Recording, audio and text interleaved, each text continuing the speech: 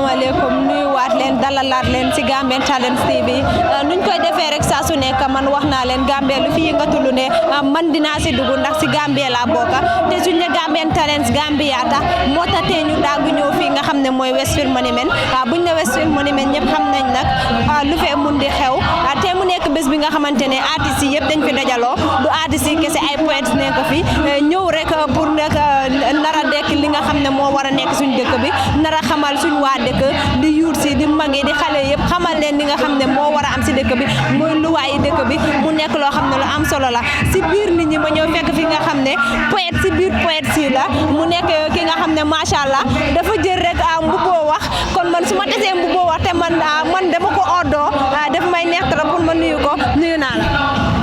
fay naa la xarit tur bi Fatoumata E Diallo. Fatoumata E Diallo lu war a sa teewaay fii tey. tey dama fi ñëw parce que dama kontaan trop dañ jógee si régime boo xam ne régime bu dëgër la woon régime bu dictatorial la woon te dañ teew fii ñu ne never again li xewoon si gannaaw buñ mo xewaat so moo tax xale yi ndaw yi ñu teewoo fii ñu ne lu xewoon si nguur buñ romba warta xewaat moo tax ñu nekk fi tey.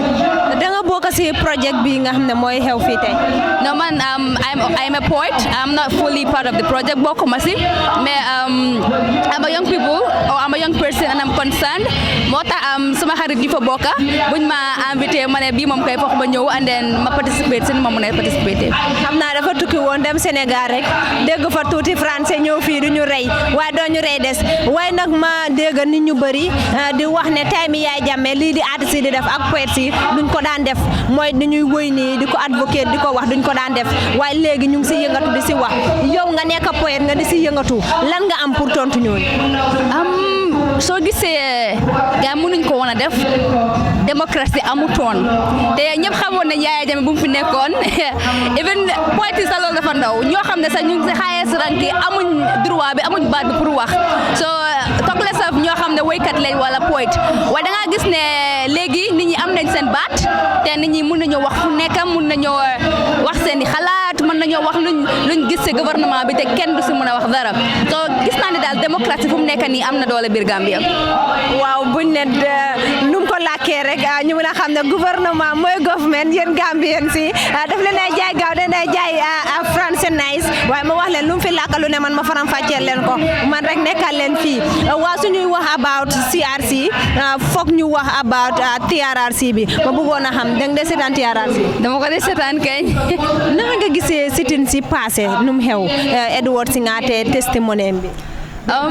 Edward Singate testimony bi it was kind of tricky da nga gis ne ñu bëri am nañ ci xalaat yu bëri am na ñoo xam ne ñu ne xam nga waxu dëgg bi yëpp am na ñoo xam ne ñu ne daal looyal la ba pare mën na wax soo dafa bëgg a siwe boppam so man daal fu ma nekk nii lu ma nekk di anticipate moo nekk lu xew na ba pare te dëgg bi fu mu nekk nii ñu ne truth and reconciliation nañ wax dëgg après ñu booloo so dana ñaaw pour Edward Singate ñoo foofu noonu wax ñu loo xam ne nekkul dëgg so ñu ngay ñaan di ñaax ñoo xam ne ñoom tamit ñu ngi war a ñëw foofu noonu pour bu ñëwee ñu wax ñu dëgg ñu booloo because Gambie bi moo ñu ñor daal so lu xew na ba pare nañ ñëw ñu wax dëgg bi rek ñu des work as a country yaakaar ma dégg wolof waa kay ñu wax dëgg bi ndax dëgg moo yóbbu loo gis kanam loolu lu am solo la wax nga dëgg waaye noo gisee jubante bu am si diggante ki nga xam ne mooy Edward Singate ak Sana Sabally loolu lu baax la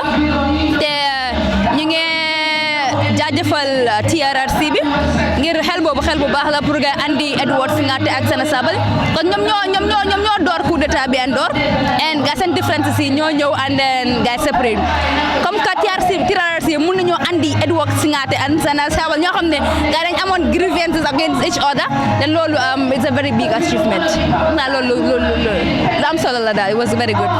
lu am solo la Paul bu dégg olof la loolu lu am solo la waaye man duma tax yow ak yow nga nekk poète nga yàgga si di ko def te duma bàyyi nga may ma si yi ngay def yi te man bu ma gën a bëgg mooy lan démocratie bi nga def boobu laa bëgg nga acapellal ma ko suma viewers yi ñëpp dégg ko ndax neex nañu ñu dem. Lost in thoughts in the darkest corner of my room, my head buried in my knees. I could feel the cold coming down from my feet. See, in 2015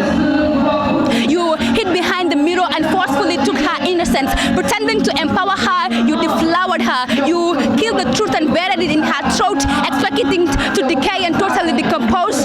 Today we know the truth, so trust me if I tell you that the truth is the mirror and will always reflect.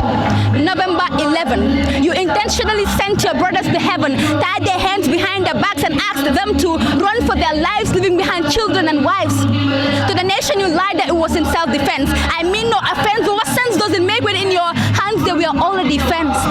You hid behind the mirror and buried their bodies 10 feet deep, allowing their families to continuously weep without sleep. Some innocent soldiers were brutally tankered, some still remain patients of tanka. You believe you were the big Black Panther, that the Gambia you were going to rule forever. Today you can choose to go to exile in Wakanda, but trust me if I tell you that the truth is the mirror and will always reflect.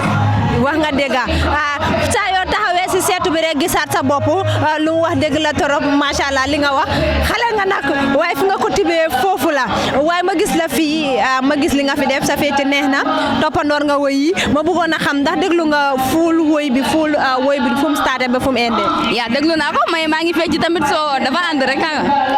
ban kan paatam moo la si gën a neex si woy bi. Paul bi. waaw tribalism. no way xam nga Paul bi bosam dafa ànd ak rythme boo xam ne xam nga daf lay dugg ba si biir da ngay dégg information yi ba pare xam nga it's just great man. doo ma may si Paul bi bosam. xam nga mooy man bit bi rek laa si xam. dafay mbokk nice waaye dañ si wax dara léegi ñu nekk si dëkk bi ñun ñëpp ñu nekk Gambians ñu dégg fii décembre bi di jot si ñii di wax 3 years ñii di wax 5 years yow sa gàttal ak sa xam-xam bu gàtt yow luy sa gis-gis si loolu di xew. man daal 3 years bi ak 5 years bi lu ma si mën a wax is daal waxtaan moo si gën a yomb parce que Adama Barrow moom wax na lu muy wax ba pare moom daanaka 5 years sa doyu ko moom daal bu fi mu nee toog 20 years sax dina fi toog so the best thing what we can actually do is ñu toog ñu waxtaan ñu dialogue ñu seet what can we actually do to come into terms waaye bu ñu waxee ne dañuy ñëw ñu xare ñu protest bandi yu bari ñu ngi si dëkk bi te da ngaa gis ne yow if you come up with a peaceful protest yow loolu moo la tax a jóg mais da ngay toog rek nga gis bandi yi ñëw because Gambia fu mu mel ni you have a lot of young people ñoo xam ne they don't have jobs you know they're hungry so lu ndaw la ngay di ut rek ñu ñëw yàq Gambia bi te Gambia bi we are only 2 million people ñun xëj nañ si one street in Senegal or in Guinea-Bissau or in other country so I think dialogue is the best thing that we could actually do to solve this issue. waaw wax dëgg wax dëgg ci la booy waxati lu ne boole ci ay wax dëgg waaye balaa ma lay bàyyi rek dinaa la bàyyi nga tàggatoo askan bi ak yan kàddu ngay sànni ñi lay seetaan. lu may wax Gambia mooy na dëgg ba génn nañ booloo ñu nekk benn parce que Gambia moo ñu ñor Gambia rek a am importance gis nga boo juddoo sax jéem duñ fa bind nu mu tudd sax duñ fa bind Pël nga wala duñ fa bind lii la waaye foo dem buñ la laajtee where are you from or who are you I am a Gambian loolu nga de wax doo I am a Fula so da nga gis ne loolu moo la dee mun a qualify as to who you actually are so nañ def Gambia bi nii suñ differences yi ñu teg ko nii loolu moo ñu mën a yóbbu kanam. jërëjëf waaye police soo leen laajtee an ka neɗɗo walla ka pullo ñu ne la comme pullo waaye boo leen laajee tamit yow Gambien nga wala pol lañ lay wax ñu lay jaajëfal bu baax a baax di la wax sa kàddu rafet na ñu fàttali leen ne ñu ngi fii Westfield Monument man buñ ne entertainment naa si yëngu waaye entertainment bu ànd ak jàngalaate bu ànd ak aide man foog ma yëngu si ndax damay kontaan trop di si ànd Hadi Sow moo nekk gannaaw microphone bi taxawoon ak Fatmata Diallo kontaan rek di leen wax dinañ dugg waxtaan ak ñeneen ñu nekk biir fii topp leen ñëw jërë ngeen jëf ñu waat leen dalalaat leen ci Gambian Talents TV nuñ leen ko waxee rek tey ñu ngi Westfield Monument tey nag lu ñu wax ku bokk ci gétt gi naan ci meew mi moo tax tey nag foog ku bokk ci gétt gi nga xam ne moo tax waral tey ñu ñëw fii tey ci bés bii nii foog ñu dalal ko nuyu ko moom it ñu laaj ko moom it lan moo waral teewaayam fii nii wala lan lam fi ñëw def ci ndax nañ leen toog rek ñu waxtaan ak moom salaamaaleykum. maaleykum salaam. tur bi. Booba Dimo. Booba Dimo ñu gis la fii tey biir Westfield Monument lu waral sa teewaay fii. waaw dañ fi ñëw on occasion our nation our voice benn mbootaay youths la si la bokka so tey dañoo launch compilation video yi ñu def some videos ak a short documentary so and to do a performance also launching the video itself yeah. waaw naka nga def ba bokk si ñuy def lii tey. waaw liggéey bi la rek parce que ñun tamit yaaga nañu job si represent people bi especially suma ma si represent poli so our nation our voice so wax ndawi réew yi bàyyut head because Pol bi olof bi séeréer bi joola bi everybody mu ngi si biir so as far as man si Pol laa dee gën a wéy and di represent cosaan bi so I was part of it I was called to come and at least man tamit ma represent guy mu gën a yaatu daal si yaatal bi daal I think waaw pour rek yow sa Kongol bi mu gën a dem si Pol yi ndax mu gën a leeral Pol yi lan li pour def ak loolu man kontaan naa si torop ma bëggoon a xam yow ban yëg-yëg nga am si yow bu nga bokkee si bokk si lii. Actually liggéey naa ak so many organizations different organizations waaye bii dafa bokk si boo xam ne comme buñ ko dooree luñ plan yëpp almost execute nañ all of it I can say parce que dañ dooree def songs def videos def caravane dem uptown ñib si xam nga so ba pare tey tam possibly ñu ngay def luncheon bi so dafa nekk mbootaay wax dafa mel ne ñun ñu fa nekk ñëpp we are ready and we are ready to give out so our words are our vows so yëg-yëg boobu laa si am mooy ne comme am na ndaw yu mel ni man yoo xam ne ñu ngi jóg pour développer dëkk bi despite coono bi despite stress yi despite everything ñun dañ jóg ne comme what we want to do we gonna do it and suñ kàddu suñu réew xam nga our voices must be heard so moo tax despite all the struggles it still happens so man yëg-yëg boobu it's nice ne ñun comme as youths ñun ñëpp ñu booloo decide and we making it happen. waaw loolu nice na torop ndax loolu xale wax ak xale dafay gën a tax mu déglu la magit am na xale nu muy waxee ak moom mu déglu la bu baax a baax boo amee xale bu set loxo rek saa su nekk mun naa bokk ak ay mag ndab waaye balaa may sori tamit dinaa la laaj ñu bëri ñu ngi leen ay criticize di wax ne time yi Yaya Jammeh li ngeen ay def ni doo leen ko daan def léegi ñu gis leen yéen a ngi koy def lan nga am pour tontu ñooñu. waaw man ku ma xam na ne I've been doing this all my life all the bi ma dooree di wéy man that's what I do I represent the people soo ko bàyyeel man even suma songs yi nekkut songs yoo xam ne I just sing most of them dafa nekk songs yoo xam ne comme for example song bu ma jógee perform tey Soro Yamba is more like Tamharit so dama yaaga represent the people so nguuri Yaya Jammeh nguuri Adama Barrow nguuri Jawara ñun we just do what we do that's what we believe in we represent the people in how we can represent them so man I don't think loolu occurs to me anyway. yow daal da nga taxawal sa bopp taxawal nit ñi so yow loolu déranger wu la loolu dina ma neex waatee ñuy wax about transitional justice loolu buñ si waxee foog xel dem si TRRC ma bëggoon a xam rek dañ dee seetaan TRRC. Gambian bi fanaa ñi fa dee seetaan TRRC. naka nga gisee testimony Edward Singate. waaw na ma ko gisee mooy ñëw na testify na and I'm just happy ne ñëw na man pour man that's the most important thing maybe duma lawyer wala mënuma wax bi nga xam ne awul no lu mu wax baax na wala baaxut but the fact ne ñëw na rek I'm okay with that so I think it's a great move mu ñëw ñu waxtaan ñu reconcile I think from my viewpoint léegi ñu bëggoon nga wax ñu sa gis-gis si jubanti bu am si diggante kii di Edward ak Sana Sabally. I think it's a way forward soo ma laajtee loolu lay wax parce que ak nu mu fa mënti demee ñaar ñu jotee suñ juboo jaama la si nuñ ma yaree man ak si nuñ ñu yaree ñun ak nu mu fa mënti demee ñu xuloo woon suñ juboo rek jaama la so pour man jaama la daal pour man is a good sign ne ñu xuloo woon ñu juboo ñu work for the interest of the country I think it's important.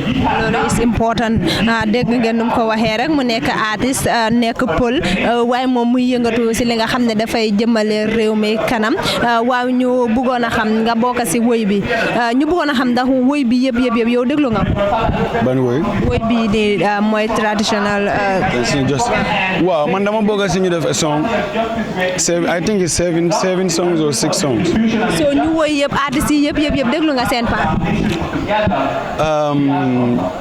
most definitely because si caravane bi songs yi ñooy suñu anthem fu ñu dem dinañ play suma boss dinañ play bu Bright Star dinañ play bu Killer Ace dinañ play bu Our Blink so it's obviously dama master songs yi because fu ñu mënti dem si caravane bi throughout the caravane dañ ko dee play ba pare I'm having the videos too so I think si ñoom ñëpp artistes yi nga fi compté yëpp kan la bosam paatam moo la gën a ne suma boss sa boss lu waral sa boss excuse me waa léegi da nga acapellal sa boss ma xool ndax suma viewers yi tamit li nga wax ñoom nangu nañ ko Kwengo tu yandi enen tenja bube wadeng Politician alata kolabi hibe falain. Kwengo tu yandi enen tanja bube wadain. Politician alata kolabi hibe falain. Kale di mayo. It's your country, it's my country. So fok ñu bolo ñu job ko. I think it's important. wax nga dégg politicien bi dafay wax rek loo xam ne intérêt am ba am place bi rek mu fàtte su ñëwee rek wax la wax yu ne dugg génn boo demee ba def lu mu bëggali rek mu fàtte la loolu ñoo ko déggandoor loolu la wax noonu si pël mu nekk lu nice mooy wax mbokki pël yi seen mbokk tamit mu ngi fii nii kon ma wax leen dëkk bi seetut kii seetut kale ñëpp fii nii benn lañ xooluñ pël xooluñ soose bi xooluñ dara ñëpp lañ boole mu doon benn loolu kii toog nii rek won na la ko ñu gis ne dëkk bii nii ñu ngi si stage bi nga xamante ne am na wax buy lëmbee réew mi muy lii di 3 years ak 5 years yow nga nekk artiste lu si sa gis-gis. Wow, man, as long as being an artist, not being a politician, man, look gën ci suma people, that's what I'm going to advocate for, and that's peace. Suneke, the 3 years is going to bring violence, I'm not in for that. I'm all about peace. Lui continue jàmm bi suma réew.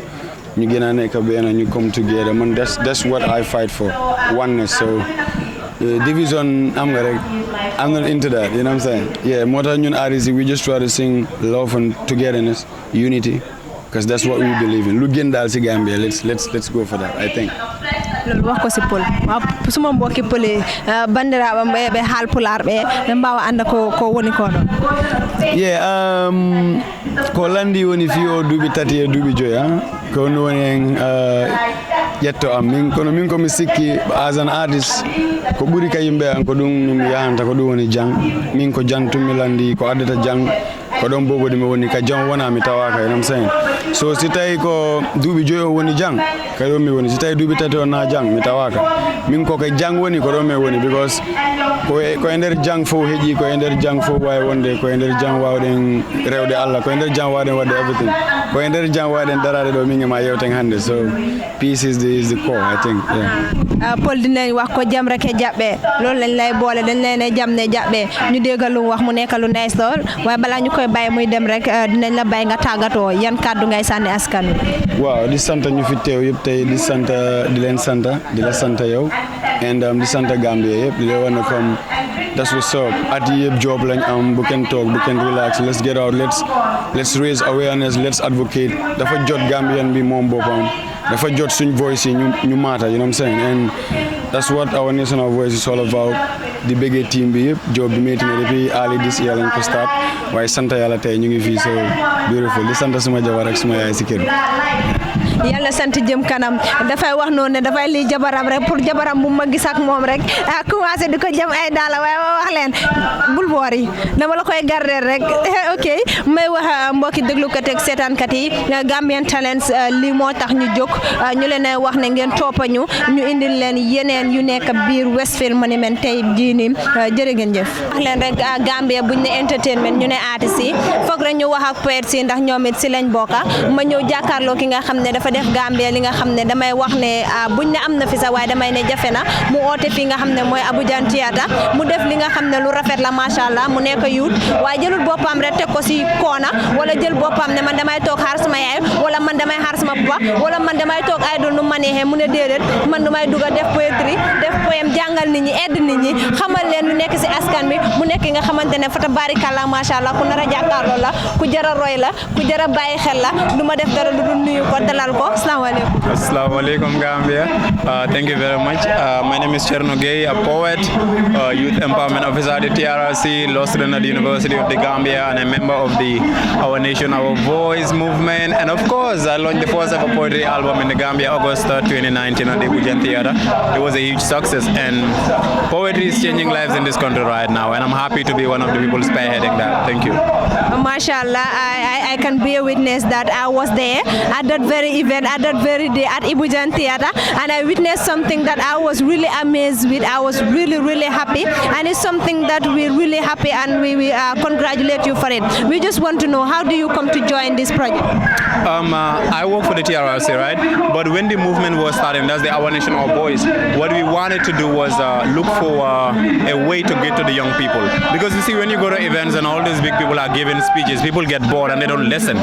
So we said, let's use the art. So when they said, let's use the art, they said, okay, let's look for people that are influential in 3 areas. That is music, poetry, and comedy. So that's why we have Bright Stars Entertainment. And then we got Bobo Dimo, we've got Our Bling, because we needed artists in all the different languages.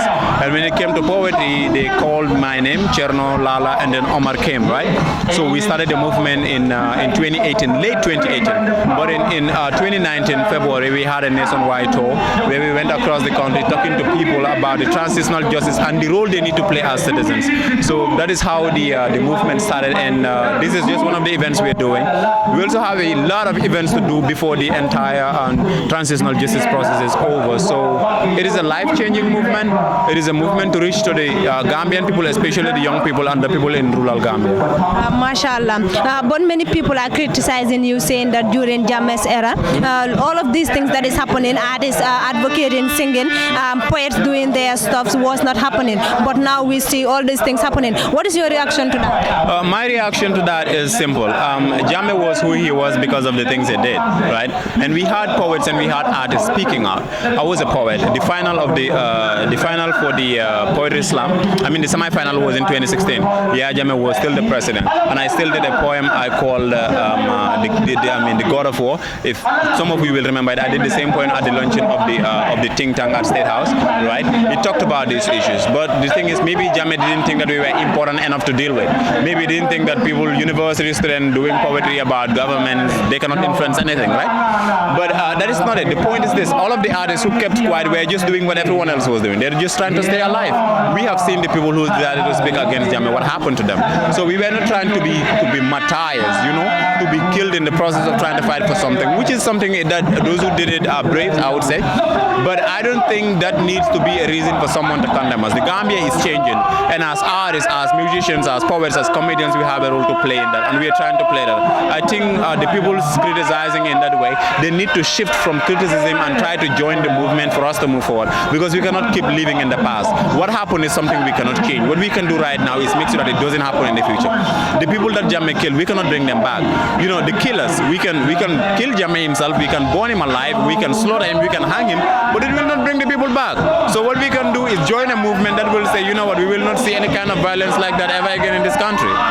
Yeah, you are right. Talking of the Poetry Slam, it was played on the national TV, but now it is now broadcast on an international or foreign television in Nigeria or Ghana, if I'm right. And often we see your face if people do follow it, and very well, you are right. I can fully recall that. But talking about transitional justice, it has a lot to do with TRRC as well. So we would like to know, do you watch the TRRC? I watch the TRRC because I actually work at the TRRC, right? I work with the TRRC as a youth empowerment officer, so it is my job to represent the voices of young people and the youths in this country at the TRRC as a youth empowerment officer, right? We have a youth commissioner, Mustafa Ka. He represented at the level of the commission, but at the level of the secretariat, we have a unit, the youth and children's unit, which is where I work. We represent the interests of youth and young children in this country as far as the TRRC is concerned. And we are doing a great job at it, right? Because we make it our business to make sure that every young person and child in this country is made aware of the proceeding and process of the TRRC, and that it is made known to them what role they need to play, what stake they have, the power they hold in this country, and how they are supposed to wield such power. So I believe the transitional justice process is doing well, and I follow the TRRC proceedings, and it's amazing. Mashallah, it's good that you are part of the TRRC, and at the same time, I am here standing with you. So it's obvious that my question, I'm going to have the right answers that my viewers will want. What is your take on Edward Singate's testimony? Okay, let's get this straight. I am not in a position to speak for the TRRC because we already have a communication unit. They do that. They do the outside communication for the TRRC. But as an ordinary citizen, as an individual regarding Edward Singate's testimony, I think he speak what he thinks was the truth, right? And we have seen the reaction of the Gambian people. Whether he was lying or telling the truth is not up to me to judge. The TRRC, the commission itself, the commissioners will decide whether he was honest or dishonest in his testimony, and whatever they decide to do to him will happen. But as an ordinary citizen, as a member of this country, I have nothing to say about his testimony. I believe he said what he thought was true. Is it true? Is it not? I don't know. The commissioners will decide. They don't know. All of them will tell you, I don't know. Even if they know, they will tell you, I don't know. But surely we will know because we will force them to tell us. Okay, how do you see Edward and Sana Sabali's reconciliation? I think that was a huge symbolic gesture, right? This is what we need. We all know Edward had a hand in Sana Sabali's arrest, and we all know what Sana went through during the time he was in prison. There are some people, even you said no, but if someone can do all those things that they did to Sana, and Sana can still fly from where he was to come here to reconcile with them, I think that means the TRRC is doing a great job. That means we are moving towards a very amazing direction. If Sana and Edward can reconcile, they can forgive each other, then it brings out this hope in us as people working on the TRRC that, you know what, maybe we can really reconcile the entire country. You know, it's a good start. I'm not saying just because that happened, everyone else who was hurt need to forgive everybody. No, forgiveness has to come from the victims. They have to choose to forgive. But I believe that was a huge gesture, and I think it will inspire a lot of people, a lot of victims to come out and, you know, forgive and reconcile with the perpetrators. Mashallah, we hope so, and we are hoping to say that. Okay, we would like you to a cappella your version of the song. You mean to a cappella? Okay. I did a poem called "Kill the King" where I talked about the fact that we had a role in this. So, okay, here we go. Kill the king and save the kingdom. Take the ring and take your freedom. Reclaim the crown and claim the throne. He wasn't anything, we didn't make him. He didn't have anything, we didn't give him. So why were we so helpless? See the pain that we endured, the injustices that occurred, the bullets we couldn't dodge, the courage we couldn't forge, the lives lost and gone, the victims not allowed to mourn, tears hidden behind fear, the pain we couldn't share. For one man was the gun, the bullet and the trigger, the judge, the jury and the executioner, but it wasn't anything, we didn't make him. He didn't have anything, we didn't give him. We were powerless because we chose to be. I must stop there. And thank you very much for the interview. Mashallah, mu nek fana sante ge mu ñuy lak anglais yu graw yi wa duñ ci wax dara dañuy continuer interview bi su kanawé dinañ jakarlo ak Thierno Gueye dinañu wax mom mamam fu mu joggé bam ñu wara lak anglais ni di ñu jé graw. Okay, assuming that you listen to all the songs in the video, which of them do you like most? Our Blink's part, yours, or because according to Bobo Dimo, he said he like his own. So you own part. Okay, first I'm full alright, not fana. Come pull, come and come gainako. Hey, as far as the songs are concerned, I think it's not about which one is the best or not, because I don't think it's a competition. We came together as a movement to do a certain purpose, and I believe every song, every poem, every comedy that these people perform, each of them have served a purpose. That is to communicate the message of the transitional justice process. You hear Omar Cham do poetry in Wolof. I don't do that. So someone has to communicate to the people who speak Wolof. Bobo Dimo did his in Fula because we have people who speak Fula. And we have had Mandinka songs. We've had Champion do a little bit of Mandinka. You hear me do English. So I believe every song and every poem serve its purpose. That is to communicate the message about the transitional justice to the Gambian people. Which means, as far as I'm concerned, every song and every poem is the best. So which one of all of those do you like you most? All of them. All of them. No. There must be one part that you will like. You pick. As I said, I believe in all of them. I think they're all the best, and I believe they all serve the purpose for which they were meant to serve. As far as I'm concerned, it has nothing to do with being the best or the worst. Communicate the message, and that is it. Wow, that's good. We just had that. But I know that you wouldn't like to answer this question because you might be afraid that I might ask for my share or something else, but I will not do that. How many millions were you paid in this project, or you were not paid for it? Whoa, now we were not paid. We are not paid. I mean, we are not paid as in come to this project, let us pay you. It is a movement of young people who are passionate about what they do, and we don't get paid. We get paid allowance. For example, if you go provinces, you know, you get paid transportation, accommodation because you're going to provinces.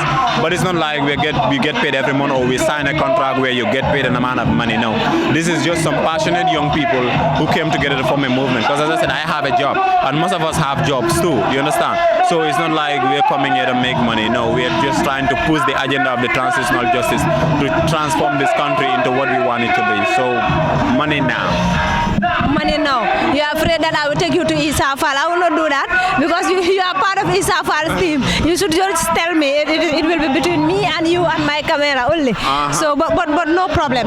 Okay, you being a Gambian and we all being Gambians, and like, the matters of the Gambia really has a lot to do with us as Gambians. But there is one thing which is just circulating all around the Gambia, which is the 3 years and the 5 years, which is nearby December, inshallah. What is your take on that issue? The 3 years Jodna is a very funny debate. Funny debate in the sense that those who are saying 3 years Jodna are right. Those who are saying 5 years are right. Do you know why? Because the MOU said 3 years. And those who are saying 5 years cannot say the 3 years are wrong because the people who wrote the MOU knew there was a section in the Constitution that said 5 years. So they are right.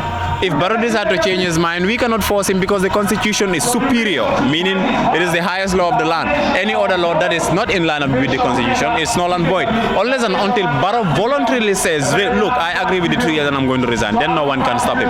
But we cannot force him to resign for the 3 years just because of an MOU. An MOU that we are saying, some are saying we didn't sign, some are saying we did sign. So the question becomes, is it a legally binding agreement? Can we take Barrow to court for the MOU? That's a question for the lawyers to interpret. I'm a law student, I'm not there yet. But I'm saying this, the debate, as members of this country, of a democratic society, we are allowed to have this debate. We're allowed to have this debate. But I think it would have been respectful for Barrow as an individual to respect his words, you know, stand by his words. Because that was what he was selling to people during campaign. And then the question becomes this. If the person who is your president, who cannot even, you know, keep a promise he made, if he comes back to you a second time to say vote for me, would you believe in the things he said? You saw his comment recently saying if you're campaigning you can say anything. Then next year he goes for campaign. If anybody listens to him, I would say you're stupid because you just heard what he said. You understand? So the debate moves on, but we are in a democratic society. But right now, 3 years, they're right. 5 years, right, because we have a constitution and we have an MOU. So if Barrow decides to honor the 3 years, yes. If he doesn't, he is still right twice. Except his integrity will be at stake because integrity really means a lot. And if a man cannot keep his word, then he is no man.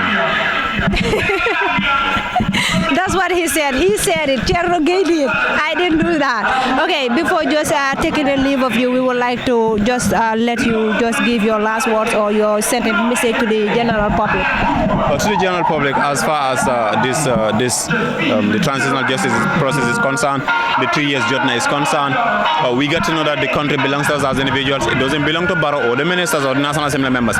Each and every one of those people is put there by us. They are paid with our own money. The tax money that you people pay, GTTV, the tax money you pay is the money that is accumulated and given to Barrow to fly all over the world, is paid to National Assembly members to do their sittings. So therefore we get to know power belongs to us, and if you don't want something, we have the power to change it. If you disagree with Barrow and you think 3 years Jotna he should honor it and he refuses to honor it, you don't have to go around burning tires or throwing stones. Just wait for him for 2 more years. If he comes, don't vote for him. If you don't have the vote, if he doesn't win an election, he cannot be president. So instead of, if they will not listen to your voice, then speak with your votes. You understand? But don't go around causing violence because love ya hanga borom ngay sonal rek. You understand? Suñ deka bi ngay delo gana. Ko fi gañ ko fi re mom ngay taral wala wajuram ngay taral. So you want to go out and protest peacefully. I have no objection to that because it's a constitutional right. But let us do that peacefully. Let us stay away from throwing stones, burning tires, or insulting and issues like that. Let's have a civilized national conversation without insults or prejudice. And as far as the transitional justice process is concerned, power belongs belongs to you, use it wisely, and don't give it to someone because they are your friend or they speak your language. Give it to the person who will change this country. That's my message to the Gambian people.